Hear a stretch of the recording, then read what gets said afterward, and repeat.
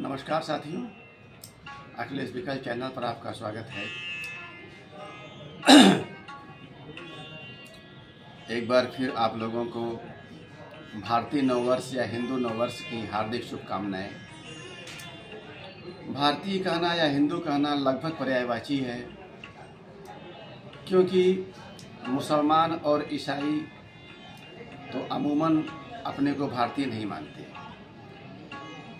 कभी किन्हीं बहसों में भले कुछ भी कह ले, और हिंदू सिख और सिख जैन और बौद्ध ये हिंदू से अलग नहीं है। तो इस नाते भारतीय नव कहिए या हिंदू कहिए, दोनों चीज़ें पर्यायवाची हैं।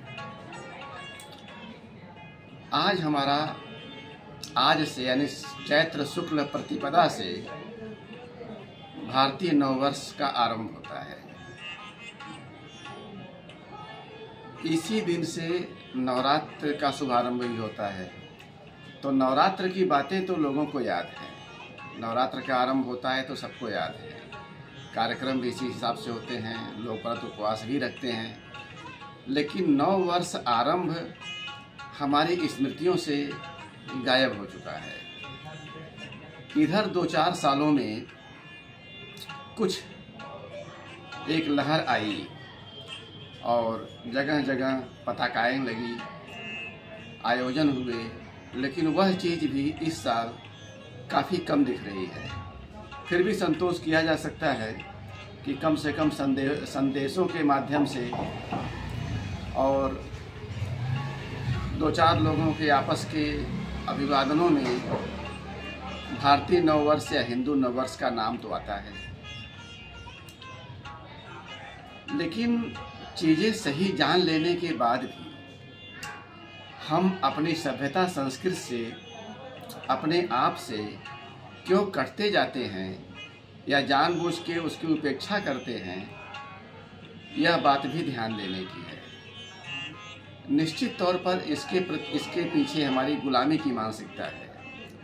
गुलामी की मानसिकता वह चीज़ है जिसमें हम अपने आप की, अपनी सभ्यता की, अपनी संस्कृति की, अपनी ज़मीन की, अपनी परंपरा की अवहेलना करते हैं, इसका उपहास उड़ाते हैं, क्योंकि हम इससे अलग होकर के अपना अस्तित्व समझने लगते हैं। इस मामले में एक बड़ा दिलचस्प मामला देखने को मिलेगा। दुनिया भर के मुसलमान भारत के मुसलमानों की तरह इस देश के और हिंदुओं के विरोधी नहीं मिलेंगे। इसी तरह दुनिया भर के ईसाई भी भारत के ईसाइयों की तरह राष्ट्रद्रोही और हिंदू द्रोही नहीं मिलेंगे।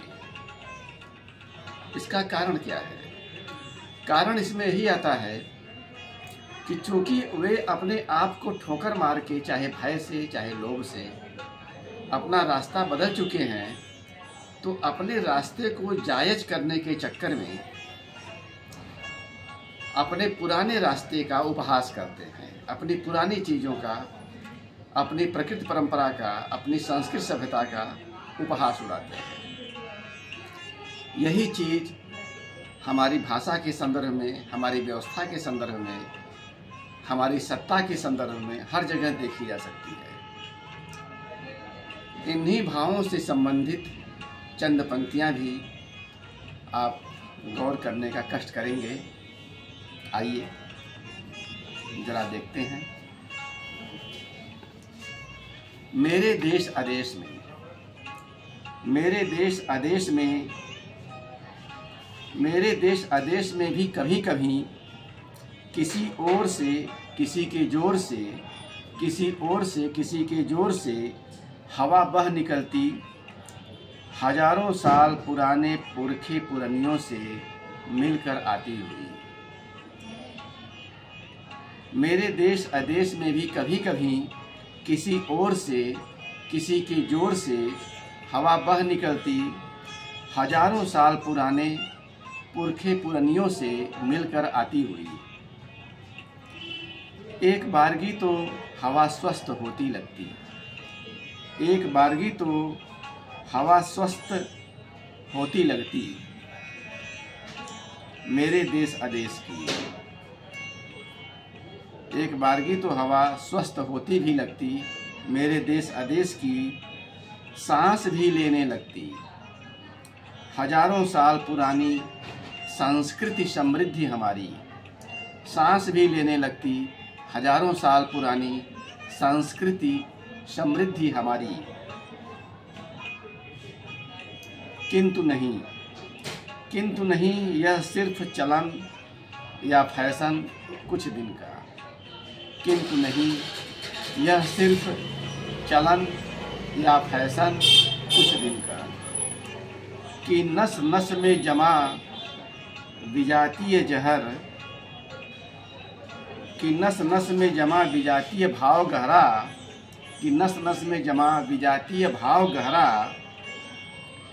बस किंचित अवकाश लेता, बस किंचित अवकाश लेता, फिर हंसी उड़ाने में फिर लग जाता, हंसी उड़ाने में गला घोंटने में अपनी ही संस्कृति समृद्धि का।